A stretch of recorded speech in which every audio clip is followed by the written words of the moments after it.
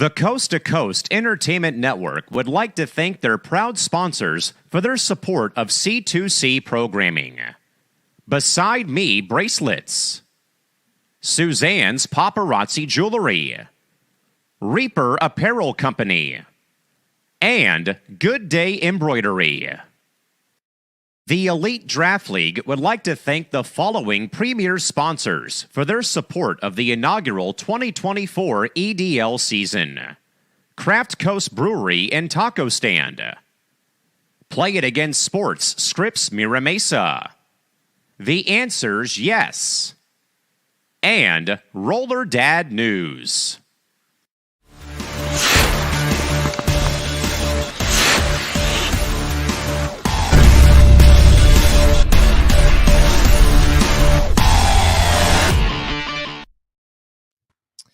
Nothing better than some one-goal games. I know my screen is frozen because we are running everything off of the program and off the computer today here. Technical difficulties usually happen, folks. It is what it is. But it is a beautiful Sunday afternoon. One-goal games, physical play, down-to-the-wire finishes is what sums up Week 2 of the EDL season. Welcome in, folks. It's Season 1, Episode number 4 of the Puck and Roll Podcast, alongside my good man, Gabe John, yours truly, Callan McClurg, back with you here as we get another episode off the ground and running on this Sunday afternoon, June 30th. Gabe, I think Saturday, man, lived up to everything we talked about on Friday, but also some added physical play, some feistiness towards the very end of the second game of the day, and one-goal finishes across the board. Gabe, good to see you, man. Another great night in the books. How's it going today on this beautiful Sunday afternoon? Beautiful indeed. We got another day of Sunday hockey. I know you've got a full lineup of festivities planned for your Sunday, so glad to squeeze this epic podcast in to recap what was definitely a fun, competitive, and feisty night of play last night that we'll get to recap here. But yeah, good to be with you, Callan, and looking forward to getting this show on the road and showing some of this recap highlights that we have for the boys. Oh, we got a lot going on today, folks. We do have one quick small schedule note for you folks. Myself, Gabe, and of course, Commissioner Josh Fontaine kind of stood around and talked yesterday about the early success so far of this podcast. However, though, due to the nature of our scheduling, we have a bunch of content, folks, we are rolling out, as you probably know, given days of the week. And given the nature right now of where things stand with all the content that we have kind of backed up right now, we're getting approval on. We're also working with our sponsors of the EDL. We're going to be only now, folks, as of today, airing Puck and Roll strictly on Sundays, where we have some time to turn around content. We can pump out more content and give more love to sponsors, more love to the fellas. So look for us now, folks, to be here only on Sundays as of today. That way we also can give some time back in our day on Fridays. And we also can move forward with getting more pub out there and getting some more content and getting more eyeballs directed onto our league as well. So again, as of today, look for Puck and Roll now only on Sundays, and that time will probably fluctuate. Again, we're here earlier in the day. Again, Gabe's got a game. I'm going to be going to a concert at Petco Park featuring San Diego's own Blink-182. That's why we're here at 1 o'clock this afternoon, and we'll work on an actual set start time as we do, in fact, get closer to our next pod. But again, we'll see you folks now on Sundays only as of today. All right, Gabe, a lot to get to, my man. A lot of moving parts with Saturday, Week 2 of the EDL season, living up to every aspect, I think, but more so, I think, Gabe, we got to see some very, very feisty and very down-to-the-wire finishes as we prolong here and as we get rolling here with our first game recap, man. It was a great first game between the Temecula Vipers and the Del Mar Bandits on Saturday. Temecula pulls one out with a 6-5 victory over Del Mar in a game that really, Gabe, I will say, man, Del Mar kind of looked a little shell-shocked, I'd say, with how Temecula kind of went up early, built a bit of a lead as we look through some of the notable names on the list. Logan Weiss had the opening goal for Temecula on Saturday evening. John Quirk had a goal and 2 helpers, while Evan Medeiros also had a goal and a assist as Temecula wins 6-5. And also for Del Mar, Noah Meni, 2 goals and a assist. Team captain Tanner Steffen, his first game of the year, goal and an assist. And Colton Grover, who was given that very sweet $50 gift card to our great pals at played against Sports in Mira Mesa, had 2 assists to pad his lead right now on top of the league leaderboard for points right now. But Gabe, certainly we talked, I believe, on Friday about how will the 0-1 teams respond after that first game. Temecula, man, came out early, got the early lead, kind of fell behind though, but did though manage to come back, and they really piled it on late though as the second period wore on though, and they built the 2-goal lead in the dying minutes to take the win. Yeah, this was a great game, as was the second one. But yeah, going to and speaking to the Temecula Vineyard Vipers, this was a team that we knew that had threats up and down the lineup and had some really great depth scoring. And that's what we really saw from the Vipers in this game. You know, there's some names that aren't even on this list that really got activated as well, like Anthony Mata. Again, Ryan Farwell showing up on the score sheet with a great goal, which we actually have in the highlights, both of those. So this team has a lot of weapons up and down the lineup. And when they're going to, if they get activated, they're going to be a tough team. One notable player, and he actually stood out as the player of the game in this one, was Logan Weiss. He really set the tone at the beginning of the game with that first goal, but also just in general was playing with a lot more authority this game. You know, he's a young, fast, talented player. So getting him comfortable, holding on to the puck and building options for himself and the team was great to see. And it really paid dividends for the Vipers in this game with him setting the tone, taking control of the puck and picking his moments.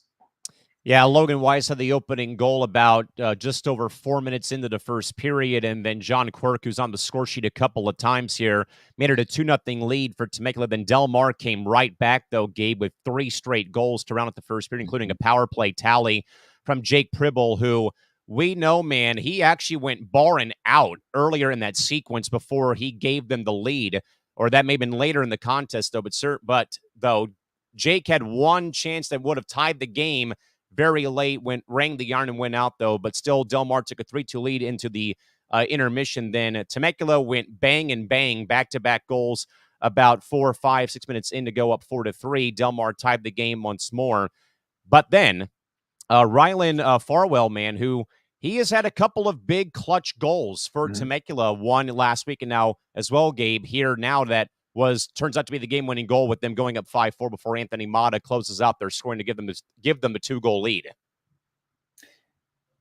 Yeah, I mean, you noted a number of names that previously mentioned. Rylan, though, kind of perhaps an unassuming threat, but he's got a nice little shot and a quick release. So he might be a player to not give so much space to in further contests. Someone that you might want to close the gap on a little bit sooner, so that he doesn't get that shot fired off. Because his shot has really come along in the past few months, and he's been picking his spots. So it's been cool to see him elevate his game, and I could see competition taking note of that and trying to pinch off a little bit sooner. Something that we can note here in the highlights. Another name to do a shout out for the Vipers as well for depth and also veteran presence was Chad Lewis, who showed up on the score sheet as well. So again, the names that are up there on the sheet, as well as a number of others who very much showed up. And if they can continue to activate that depth scoring, they're going to be buzzing. They will be, and I think that Rylan Farwell is kind of becoming right now the EDL cheat code for a goal in a clutch situation. As we said, he had one that gave them the lead, I believe, in week 1. That, of course, the lead went away. But now here in week 2, though, Gabe, he's got another goal, kind of in crunch time, late in the game, a close game, a tie game. And right now, Rylan Farwell's kind of been that guy that Temecula has kind of looked to, I'd say, in that kind of pressure cooker situation of we need a goal in a big moment. And right now he's kind of been that guy through 2 games. He has indeed been that guy. I don't want to put too much pressure on his shoulders because, I want to make sure that he's feeling comfortable to release that puck. And they've got some, absolute studs on that team who can bear that responsibility of showing up and taking care of the puck in crunch time moments. But absolutely, Rylan has showed up big and has gotten a couple of sweet goals to show it. Over now to the Del Mar Bandits before we get to the highlights here, Gabe.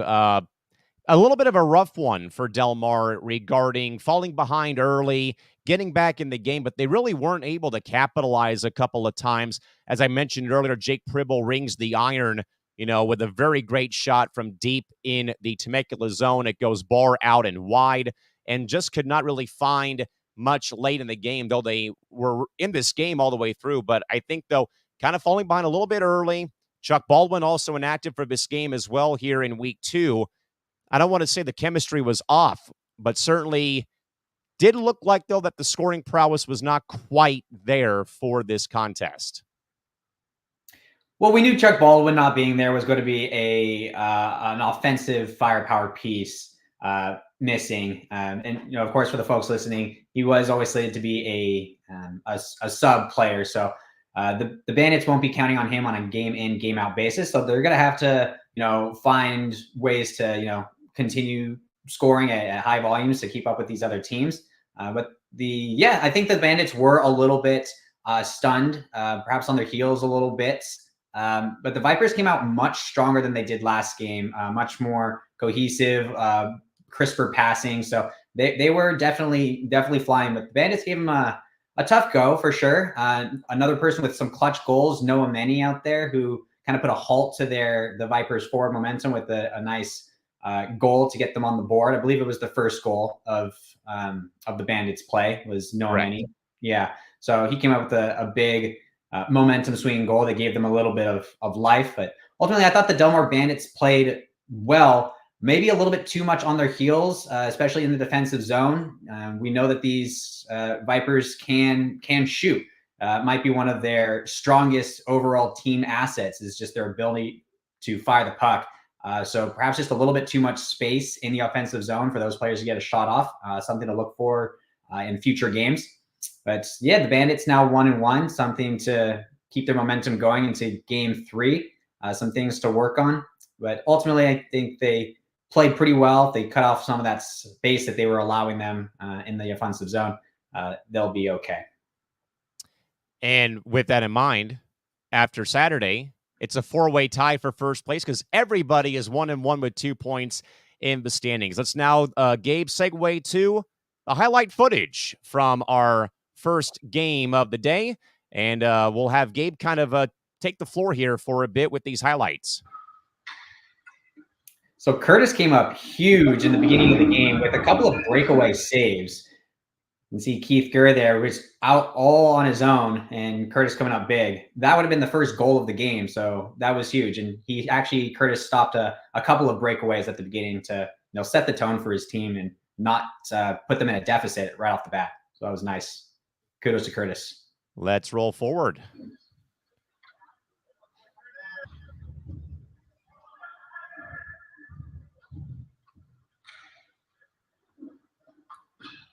So that's the power of Pribble back there. I don't know if you can see or even roll back, but Pribble had so much room, so much space there. Would like to see the Vipers. So you can see there in the top right-hand corner of the screen with the puck carrying it up, and they're just sinking back. So no, that's the power of Pribble. He can beat you in a number of ways, and you don't want him to get in front of you. But because they're just so sunken down, it gives Colton an opportunity to build up some speed for himself, get in a nice passing lane, and fire off a shot. Didn't go in. And a great stop, too, as well by Temecula's goalie. Mm-hmm.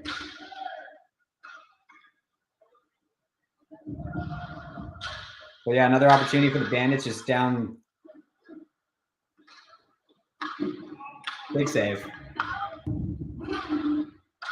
They really have tried that tic-tac-toe passing play through 2 games right now, and it didn't work, obviously, this past week, but I do think that's a good scouting tactic now, or a scouting point now for anyone playing Del Mar, Gabe.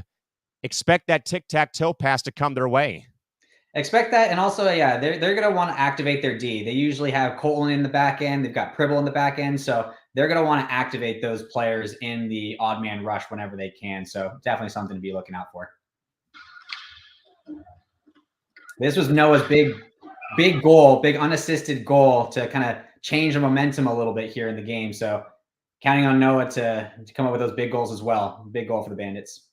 I mean, great concentration of being able to kick the puck to his from skate to stick, it looks like right here. kind of roll us back more. Again, bouncing puck, and then he's able to find the open space to put it home. Yeah, nice goal.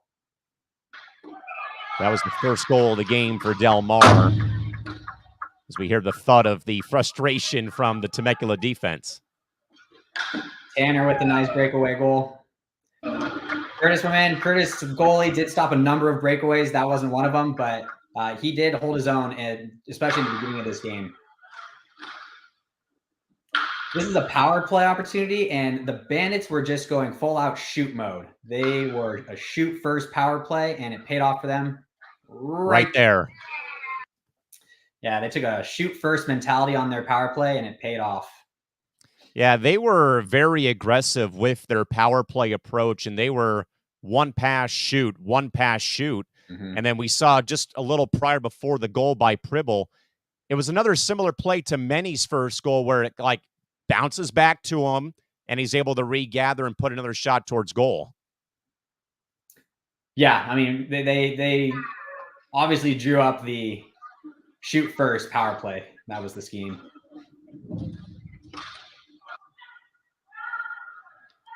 Well, now we have some of the action from the Vipers, and that was a killer play. This was on a delayed penalty, actually. It was a delayed call, yes. And they came down the floor. And, I mean, Gabe, look at the spacing on the right wing side from this perspective. The right wing side, that much open space with one defender still back behind the play.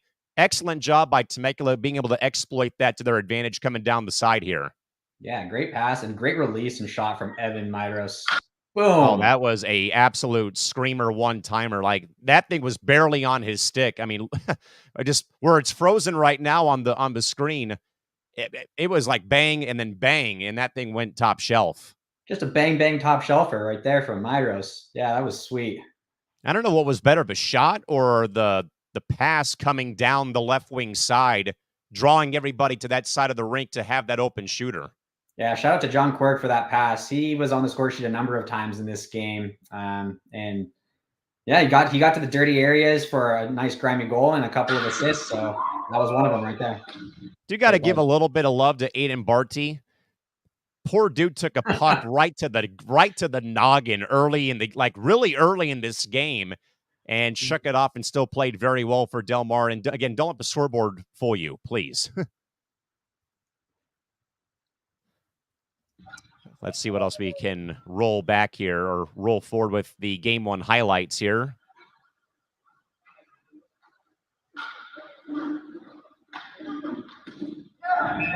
Another good passing play right there, Gabe. And just once more with Temecula just bringing everybody on the floor for the opposition towards the puck carrier. And they have someone kind of like trailing the play, and they're able to find the back of the net. Yeah, using great speed to, like you said, pull the defense close into Aiden in net. Just everyone sunk down, giving a nice opportunity for the third man high to get a nice shot off. And that was Chad Lewis, I believe, getting on the scoreboard. So again, a lot of depth with the scoring that we see here from the Vipers. Everyone contributing in some fashion for both sides. Rylan. Good sequence right there by Aiden making those saves. Big save. I think Motto was a little bit surprised at how much room he had there. He probably could have skated in a little bit more. I think he was surprised too, because I think he had more. I mean, look at the time he has here. It's either, is he going to pass the puck or shoot it? He looks to take the shot. Yeah. But he's doing a good job at taking away that passing lane. So he's looking shot. And if he's looking shot, I mean, I guess if he wants to take it from that high, but he definitely had a few strides to either come in a little bit closer to the middle or, come in a little bit closer, even pull off a deke. But I think he was surprised by how much space and time he did have there. And that was a huge stop in that moment of the game for Aiden Barty and for Del Mar. And then even right there, kind of just another fluky bounce for the second time that we've seen in the highlight footage here of another puck that's kind of bouncing right in front of the goal. So that's Rylan Farwell's far side shot, just an absolute gem of a shot. And you can see how much space he's given here by Pribs. Pribble coming up, And, this might be one of those situations where, we see Ryan Farwell taking his opportunities, maybe not give him so much space and time to come in with that much speed. Might be something to look for in future games when playing against this team, not underestimating his ability to get that shot off quick and in the net. Gabe, what do you think of this of how you see the defense right now with as they're back checking to try to cover? Because it looks like we got two guys trying to cover the passing spot. I know Jake Pribble might be the best defender on this Del Mar team, but do you agree with what they did here coming back in transition down the floor? I mean, they've got plenty of defensive coverage right here, so it's not so much the manpower. If you see Tanner, I believe that's Tanner Stefan kind of facing the net right there. I mean, saw he's there in case there's a rebound, and that's fine. Might want for, it looks like that's Noah just to the right of Tanner. Might want him to be a little bit higher up to maintain a structure. And Tanner's there and being sturdy. Don't know if he's needed right there in that spot. But ultimately, they've got enough players back here to be sturdy on defense. This really was just a winning shot that beat him here. And I think the biggest thing to take away is that space and speed from Ryland by addressing him sooner. And this might be a couple more plays here, looks like, for our highlight. And there's Anthony Mata going low on Barty for the proverbial 6-4 lead. But again, a lot of time and space, it looks like, Gabe, for them to take the shot. Yeah, if we want to roll and stop here, this was beautifully read by Mata, this play. You can see that Noah Meni is the defensive player going toward him, and he's got absolute railroad tracks at one point going toward the board. So it's going to be an easy play for Mata to cut to the middle here, just reading that defense. And then Noah has to use his, he turns, so his back is then to the play. And at that time, Mata is already in a much better shooting situation, cutting to the middle there. So he really read the play beautifully, seeing that Noah was just full tracks going towards the board. Wasn't going to be able to pivot that momentum anytime quicker than he would be able to cut to the middle. So Mata reading that situation beautifully, cutting to the middle and getting a nice shot off for a goal. Yeah, as we'll take one more look here at this. That made it a 6-4 lead for Temecula at that stage, before Del Mar would inch closer at 6-5. One last little long shot saved by Aiden Barty, who, again, despite the score line, really did play well for the second week in a row. Mm-hmm. And that will bring an end to the highlight footage from our first game on Saturday, with the Temecula Vineyard Vipers getting their first win of the season as they defeated the Del Mar Bandits on Saturday 6-5 in our first game of the day. As we now, Gabe, switch gears to the second game, which again was another physical battle between two teams. But the Mission Bay Ospreys get their first win of the season, a 5-4 win over North County. In this game, despite Ray Kinsey and his hat trick and 4-point game, Brian Pino and A.J. Wright also collecting assists. Noe Santos, 2 goals and an assist. Mike Rounds, his season debut, had a goal and 2 assists. Andrew Day, Jason Efforts also scoring for Mission Bay. As we said, though, now all 4 teams are now 1 win, 1 loss to start the season. And Gabe, Mike Rounds coming in here for Mission Bay certainly looked to really added something to this Mission Bay offense in a huge way on Saturday. Absolutely. He was a big presence for the team. Mike Rounds, he can show up on the score sheet, absolutely, as he did, but more so even than in the offensive area of the game, he's a stabilizing presence on defense. He can clear out the front of the net. He can, take the puck up with, poise and control, make a good play. And he hustles in general. So he's a great presence on the back end and can be a threat in the offensive zone as well. So, yeah, he was a great stabilizing force overall for the Ospreys in his opening game in week 2 here. One guy not listed, major shout out to Wyatt Beaupre. First game of the season, and he was rock solid. He had given up just 1 goal until the wheels kind of came off a little bit late in the second period, but Gabe, for a goalie making his season debut and being that locked in after making his season debut, major props to Wyatt Beaupre. Yeah, Wyatt the Tendy for the Ospreys in this game played unreal and had some major momentum shifts, or he caused some major momentum shifts. We'll see in the highlight reel where he had two unreal saves that could have made the game 4-2.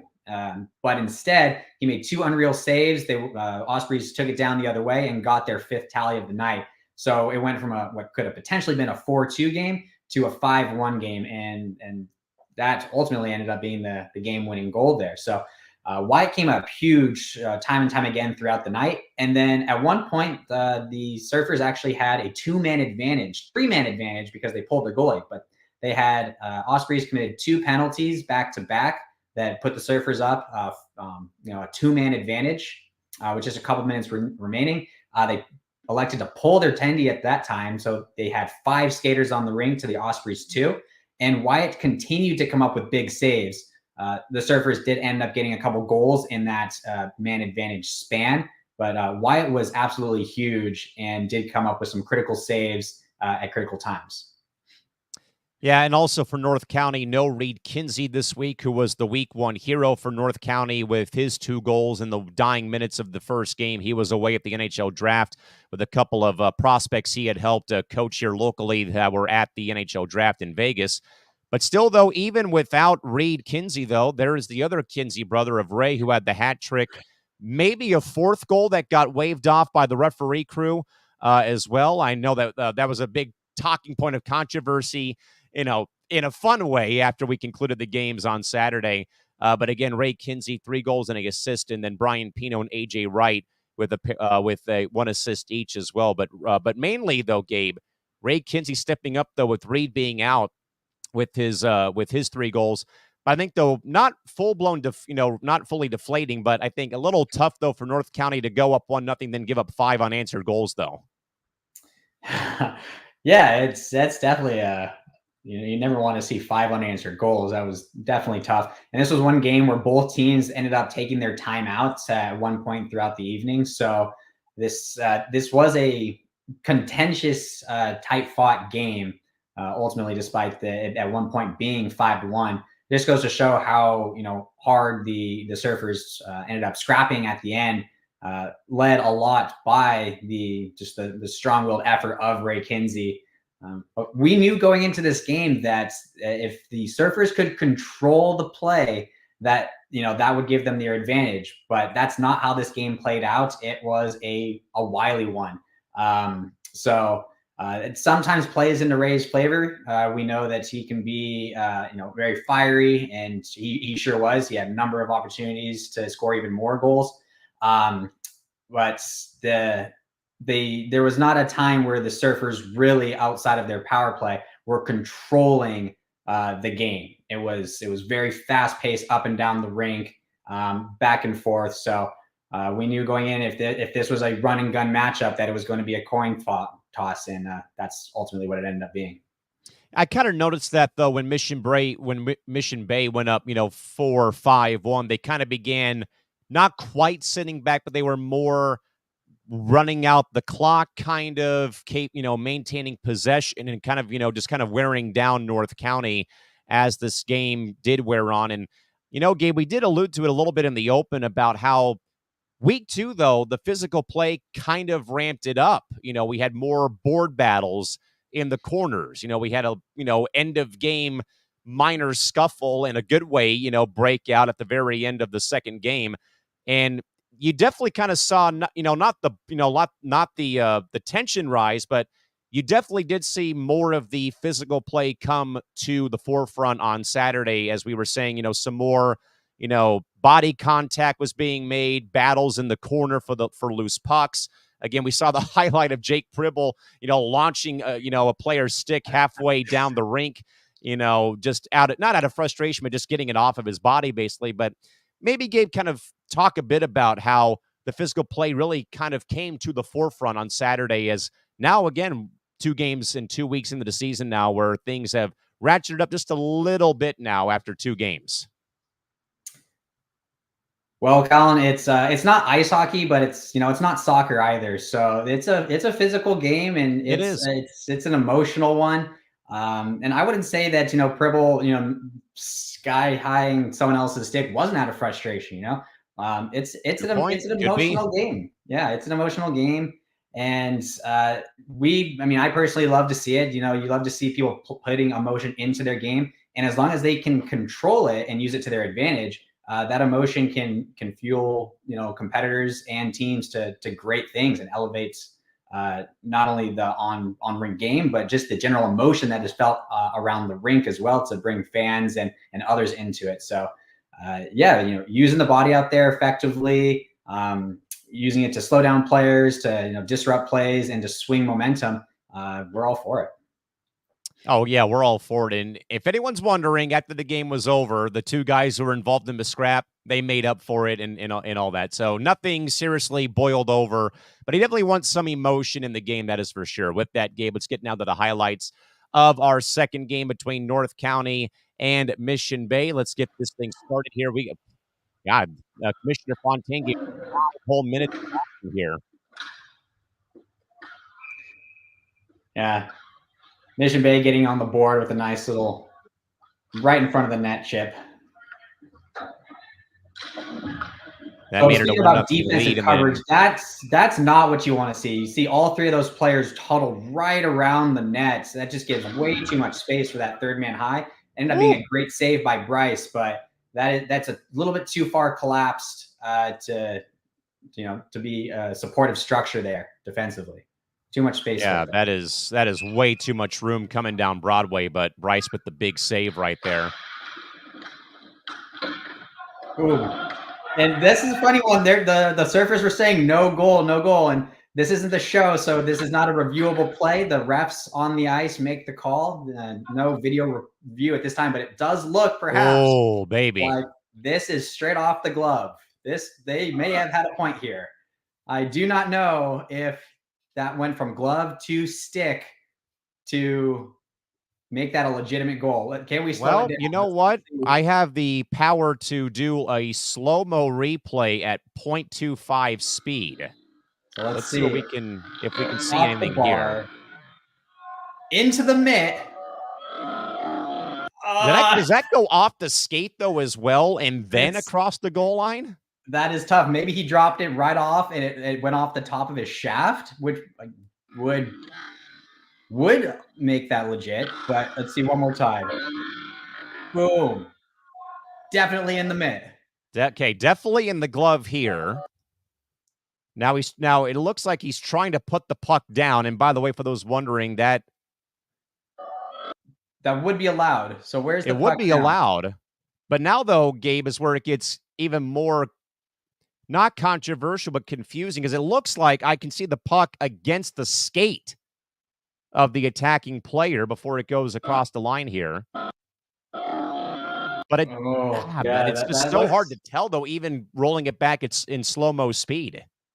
It is tough. And, for anyone who has been a referee knows that it many times it's a thankless job. So big shout out to the refs who, have been involved in this league and all leagues. It's not an easy job, but it may have not been the correct on ice call in this situation, but nonetheless, it was marked as a goal, but funny to see in slow-mo. And not just that, though. If you look in the top right corner, Gabe, Scott Silvis is already emphatically waving that it's a clean play. Like he's washing out, the hand pass or whatever the call may have been, which I know obviously, draws the ire of North County, but emphatically right there in real time, whether it's at 0.25 or at regular speed, we see the referee indicating it's a clean play. It's good. That does seem, because they had no hesitation. You see the North County in the rest of this reel, just say no, right here. That was nothing, but they were emphatic right off the drop. Like you said, they did not waver on their on ice ruling. Yeah, emphatically, all 4 players, even Bryce himself, takes the glove off of his hand to say it was a hand pass or thrown into the goal. Yeah, so what would it be without a little bit of controversy, though? Yeah, you know what? I'm totally for. I mean, Just I love, and I even think that Bryce even went to Scott after the game and still pled his case. But at the end of the day, he still gave him, a hug and a handshake when it was all said and done. What I see here most of all is just boys who want to win. They want to play, they want to compete, so it's all good. And I think like after that controversial goal, Bryce really began to settle in despite the scoreline. Yeah. Well, if we want to go back on this play a little bit, another thing for the boys to know. So pause here. So great pause, excellent. So Dylan would ultimately, the defending player here would get a penalty on this play. Yeah, excellent. Circle it right there. Definitely see the hook right there or the trip coming up here. This isn't even the bad hook, but you can see that he's beat right now. And what I would like to see Dylan Woods, the defending player, do in this situation is instead of continuing to back check going towards the player, instead make a beeline directly towards the net and cut off the angle. Because one, it's a straighter line, and the less skating you have to do, the better in this situation. And it's an easier way to cut off the angle for that offensive player. So instead, he continues to travel east, and then he's in a position where he's now farther behind and more desperate. And this is where the hook really comes in. I was going to say, and look at how parallel that stick has become all of a sudden since we rolled it forward. Yeah, exactly. So instead, it would have been nice to see him just beeline straight to the net, straight through the middle, not take that penalty, and just cut off the angle, because the attacking player was not at a good angle himself. You got to be able to trust your goalie in that situation, know that you're cutting the player to the outside. So would love to see in future cases, Dylan, instead of, going to the right at the player, come back to the net, take away the middle. But alas, Dylan Woods did get a penalty for hooking on that play, and the Ospreys take advantage here. Already getting the power play unit in sync and early, and then beautiful tip right in front for the goal. I think that was straight off Noe, actually. I think that was just a nice shot. I'm going to try and roll this back real quick, and let's see if we can pick up if this went directly in from Noe Santos or may have hit something in front.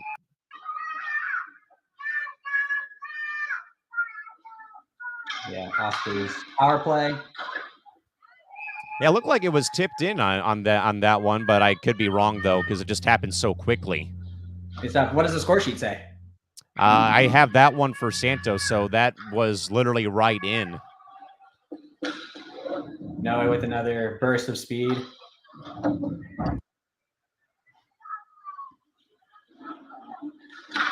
Big save. Big stop. You can see the surface for the most part playing nice structured D, communicating there and who's got who. Only to see that easy cut to the middle there so much. Make it hard to get to the middle. Make it hard to get to the middle. A lot of space on this one here for Mission Bay, and it's a humongous stop, but huge holy save. cow. The amount of room, let me put this back in slow-mo, but the amount of room coming down on this play. Yeah, it's tough for the defense. Dylan Woods is a man on an island right now with 3 guys coming in. But look at the stop. Yeah. Woo, man. Very nice save. Good save. And it's funny, too, that the player there with the slap shot release, there were a number of clappers in this game. Everyone's trying to catch him on the clapper in this one, which was fun to see. Yeah, that was a humongous stop, though, for Bryce Runyon, though. And now we'll see some footage here of North County, and there's 2 windmill stops right there for Wyatt Beaupre. Those are the 2 critical saves, and the Ospreys actually continue to go down the floor right there and score. That's the 5th goal of the game. So at this point, it's 5-1 right now, and Wyatt just critical in net. Yeah, and again, like even the score line, it reads 5-4 as we have been alluding to here, but just for Beaupre coming in game 1 after missing last week and putting on a clinic despite the 4 goals he allows. Job well done. Very much so. Very much so. Still a 5-1 game at this point.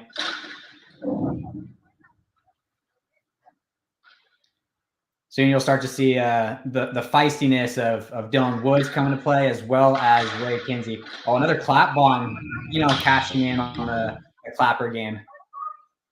Chance for the deflection there, but Beaupre equaled it a task on that one. Oh, great play here. Ray Kinsey coming down with a lot of speed. Look at the way Pino just finds some soft area. Beautiful. Ospreys really got mixed up on the defensive side of things in this play. Yeah, I was going to say, I want to roll that back in slow-mo to see how much room Pino has there. Look at him cherry pick and look at him put the stick in the air for the pass. Yeah, he just gets lost. He gets lost in the shuffle in a humongous way by the two defensemen. Well, look at the way he comes and finds the soft. He sees Ray building up speed, and he goes to an area where he can put his stick down for a nice opportunity to put it right there. Yeah, beautifully executed by the Surfers. And a beautiful pass from Kinsey going that far across rink for the goal.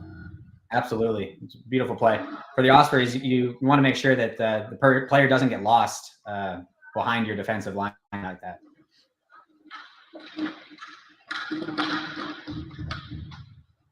The Surfers continue to pressure at this point. It is now a 5-2 game, and they really start to bring on the heat later in the game. Ray all through the legs, just that may have been like the play of the week if that one may have gone in. That would have been pretty cool.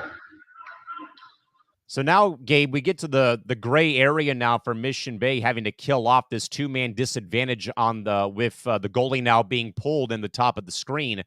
But somehow, some way, they give up a couple of power play goals, but they did a pretty good job defending with only having two skaters on the surface. Yeah, there's only two skaters, and Wyatt was probably their best penalty killer right here. You can see he's coming up huge time and time again. But right there again, boom. Ray hits the post, and then though Wyatt takes the penalty right there for tripping him up though after the shot. I think that could have been another call. I don't think that he did get called on the play there, but North County Surfers were sure asking for it. I think they actually may have dinged Beaupre with that penalty. He does kind of, oh yeah, definitely. He got the stick on the skate as Kinsey's going for the puck to get the rebound. Does this actually say that he got a penalty? Yeah, because Mike Round served that penalty, and that was the first of two that they took in back-to-back succession. Oh, Mike Round's got a penalty. I don't think it was that. They're already down there with two men. Oh, but there's Ray's the start of Ray's flurry here. A nice wraparound goal to make it 5-3 at this point. And then here comes the last one that he puts home, but another big stop by Beaupre. Mm-hmm. Still a power play for the North County. Oh, yeah. AJ Wright catching in for a big over-the-net clapper. That's just an unfortunate. That's an unfortunate break right there for the Ospreys, where Beaupre is able to make a save, and then it just kind of pops out of the equipment and it's home. They always say, follow your rebound, follow your rebound. And Ray did just that. Followed up the shot, got his own rebound. Very hockey goal. Big save here. That could have been a tying goal. I'll tell you what, if Brian Pino, if that puck settles for just a moment, I think Pino ties the game.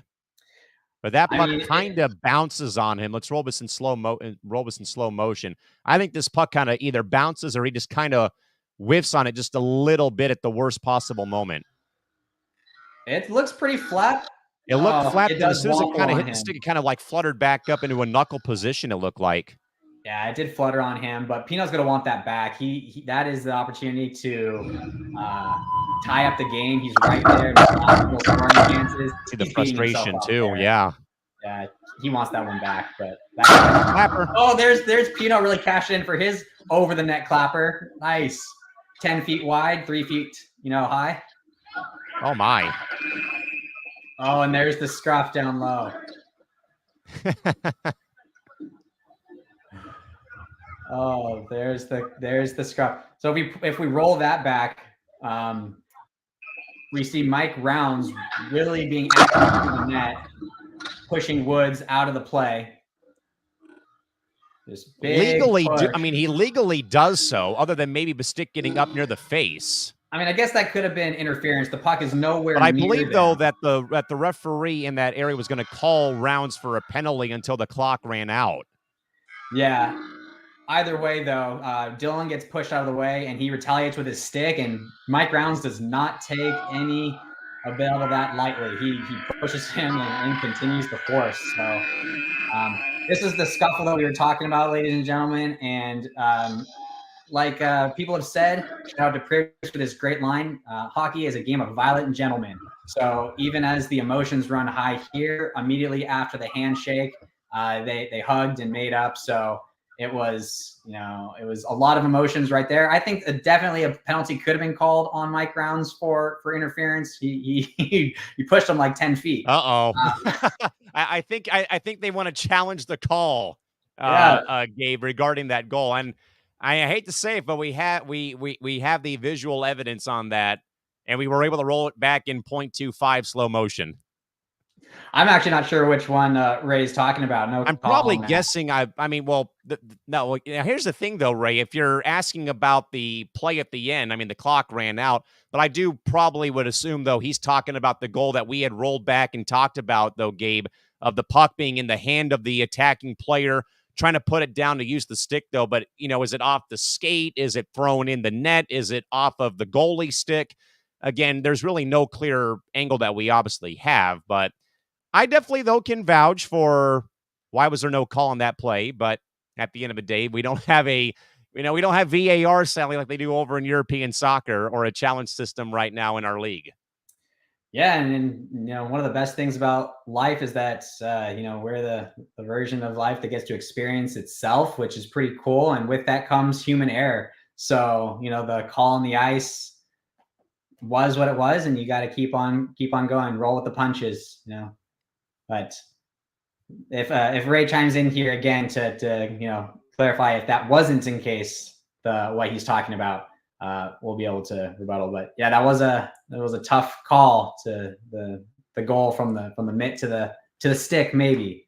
But yeah, let's see if just too many things bunched up together. The goalie stick, the attacking player's stick, his skate. Like there's just so much there that it was just impossible, to, even if you roll it back, it's hard to see like what the puck actually bounces off of, or what it goes off of to go in for the goal for Mission Bay. But regardless, though, two more great games played this past Saturday. Mission Bay beating North County 5-4, and Temecula beating Del Mar 6-5. Where again, all four teams through two games, all tied for first place in the EDL standings. We'll step aside, folks, for our opening break of the program. Went really deep with the highlights, and great to be able to have Gabe break down that footage for us here. We'll step aside, folks. We do, in fact, come back. We'll have some player of the week, or player of the game interviews, I should say. Player of the game interviews will be coming up next, featuring Logan Weiss and Noe Santos, where we do, in fact, go back to break, and then we get out of here for the afternoon, folks. It's Puck and Roll Season 1, Episode 4. We're back in just a few minutes. We'll be back in a moment.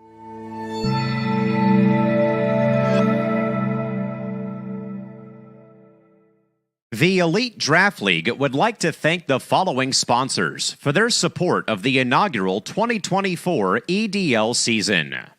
The Coast to Coast Entertainment Network, Hockey Night Insider, R&R Productions, and Wild Dog Marketing.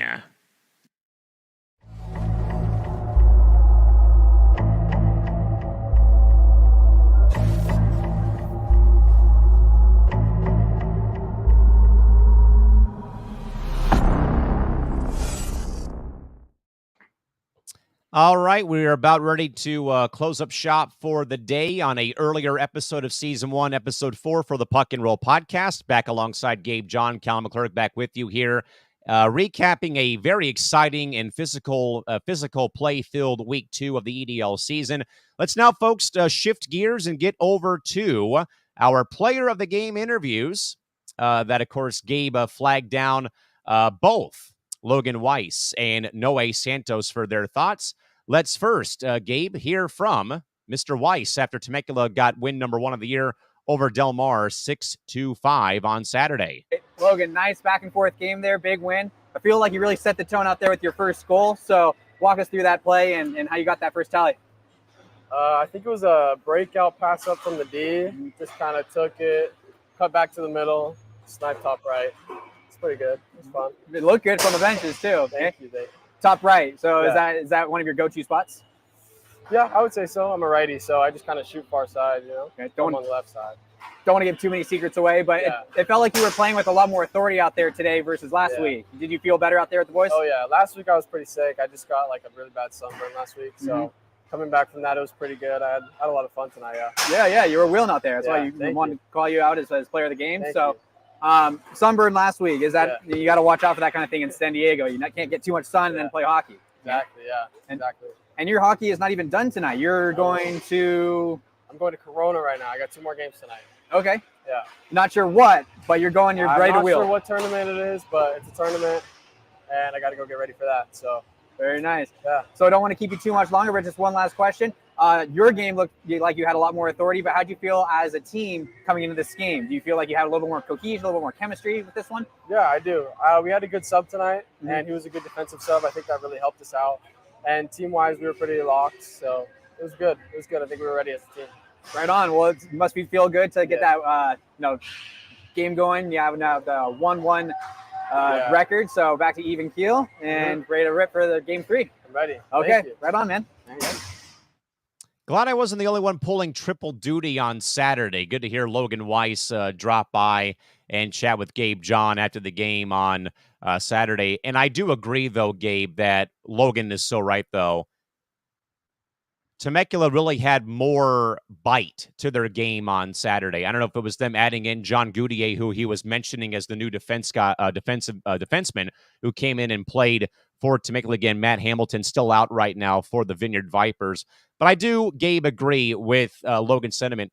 They came out with much more fire and much more bite to their game on Saturday as opposed to maybe week 1. They sure did. They got and Logan was called out as the player of the game because I think he came out really on fire, and he immediately set some nice chemistry with Anthony Mata, and once he got on the board, he was just buzzing, and that didn't stop, and it was contagious, and it just infused the whole lineup, I thought, with an energy that was contagious, and they continued to put the puck in the net and got that depth scoring that we knew was going to be key for them to find success in this game. Ray clarified, by the way, he's talking about the goal. Yeah, and for those watching who aren't as familiar with the game, you can't throw the puck into the net, so it would have to go from glove to stick. The puck can get deflected off of a skate, but you cannot make a distinct kicking motion to score a goal. So it's one up for debates on that one. But shout out to Ray. Ray, you brought the fire. You had a great game, and appreciate you being on the pod here. Yeah, and we've already now maxed out of we have more than one comment in the box for the first time in 4 shows. So thanks to one of the Kinsey bros for hanging out on this Sunday afternoon. With that, Gabe, we'll move from game 1 to the game 2 hero and the player of the game, Mission Bay team captain Noe Santos, who had a pair of goals and an assist in their victory for the Ospreys. Here's what Noe had to say following Mission Bay's first dub of the season. No, great game, man. So 2 goals and an assist. It seemed like you were partly the engine out there, keeping your team, hustling up and down the rink. How'd you feel out there with your big 3 points and team win? Well, the team really came together today.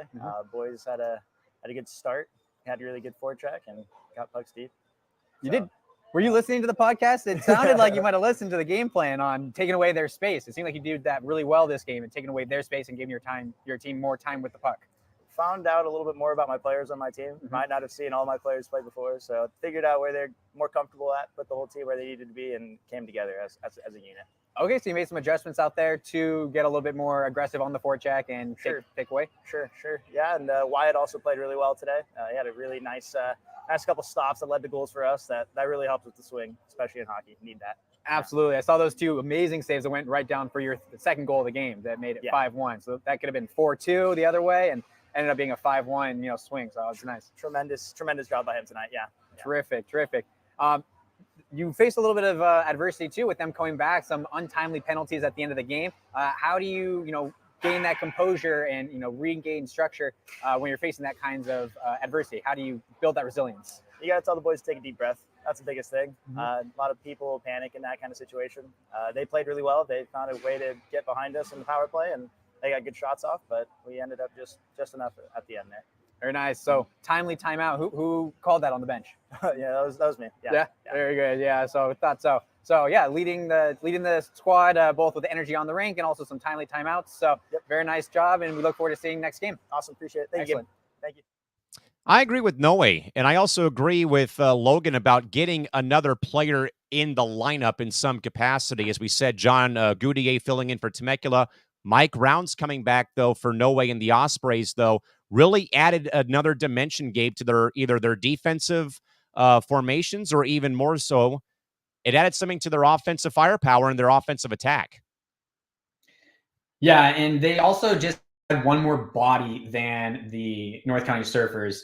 So they were rolling for 8, and it showed. They definitely right off the get-go were fast. They were forechecking hard, which we said beforehand was going to be one of their keys to the game. So I think we executed on taking away the Surfers' space and time, making them a little bit more frazzled. And in doing so, they were able to get the puck more often and have some offensive zone time themselves based on turnovers and whatnot. So outside of the late penalties in that game, they were playing with a lot of composure and a lot of speed, and it did catch the Surfers off guard in a couple of situations. So again, a major thanks to Logan Weiss and also to Noe Santos, our 2 players of the game. We will have a formal announcement of the player of the week when we do, in fact, get back to Kit Carson next Saturday for week 3 of the EDL season. But again, thanks to both Logan and Noe for dropping by the EDL de facto broadcast booth for a post-game interview with Mr. Gabe John following their games on Saturday. All right, folks, we're going to take one more break. When we come back, we'll wrap up episode 4 and preview and get ready for week 3 coming up this Saturday. This is season 1 and episode 4 of Puck and Roll on Coast to Coast Entertainment. We're back in 45 seconds.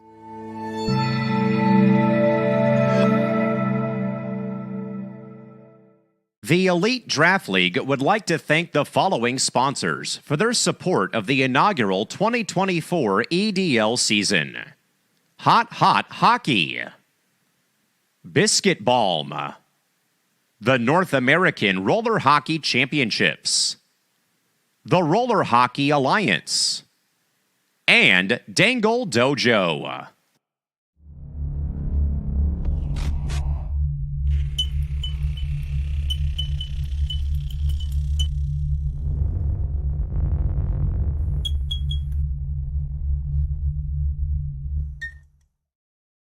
Just near the hour mark and ready to wrap up on a beautiful Sunday with either concerts lined up or men's league hockey lined up on a beautiful Sunday. Callan, McClurg, and Gabe John wrapping up and putting episode 4 on ice on this Sunday.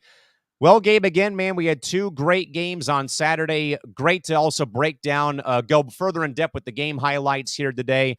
And again, hear from both Logan Wise and from Noe Santos. I guess, Gabe, maybe to summarize week 2, man, physical play was on the menu across both games, and 2 games went down to the wire with 1-goal finishes.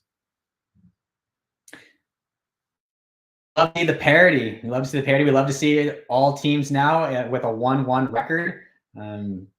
It's going to take a couple more weeks for any team now to rise as the leading club. So that's fun for everyone involved, I think. And keep the emotion up, boys, and keep bringing your significant others and family to the rink. It's great to see the stands full. The momentum's hot, and let's keep it rolling.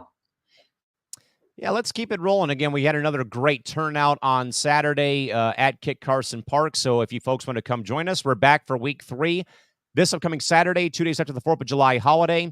Our week 3 matchup schedule will feature North County and Del Mar at 7 o'clock, with Temecula and Mission Bay playing at 8 in the evening. And I believe, Gabe, that will round out the first meetings versus each team so far through the first 3 weeks of the season, it looks like, as well, where everyone has now played the other 3 teams at least once so far to start the season. Yeah, everyone will have had an opportunity by the end of next week to have seen all their competitions. So most of the guys are fairly familiar with one another, but not in this structure or formats. So we're fully getting our feet wet after the end of next week. We will be, folks. And of course, real quick, Gabe, before we sign off, what is some content coming people's ways across the EDL social feeds? So once again, of course, stay tuned to Elite Draft League SD on Instagram. You have more player shorts coming your way, as well as some recaps for you all to another announcement for the players of the game. Shout out to again Colton Grover, who won Player of the Week week 1, and stay tuned for midweek for the announcement of Player of the Week for week 2.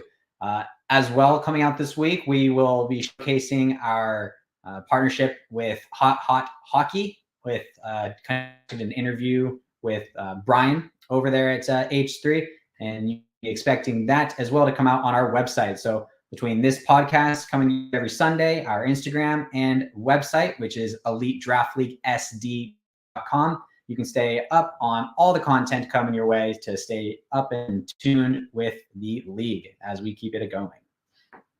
So again, folks, if you also missed out the announcement earlier in the episode today, we are going to be dialing back the schedule to a 1 week or one show per week now to, again, give Gabe and myself and the rest of our front office more time to pump out content away from what we already have done with the pod. And also Sunday, we can go further in depth with the game highlights and all that good stuff as well as we did today. So again, we had like a 45-minute thorough recap, though, of both games, and Gabe and I breaking down plays and whatnot. So again, check us out now, folks, exclusively on Sundays as of today. We'll come back and see you folks next week. With that in mind, folks, for the entire EDL staff, including myself and Gabe John, we'll see you folks again next Sunday, 4 p.m. Pacific time for episode 5 of the of Puck and Roll back here on Coast to Coast Entertainment, folks. Until then, have a great weekend and a great week. We'll chat with you again and see you Saturday at the rink here in San Diego, folks. Till then, bye-bye.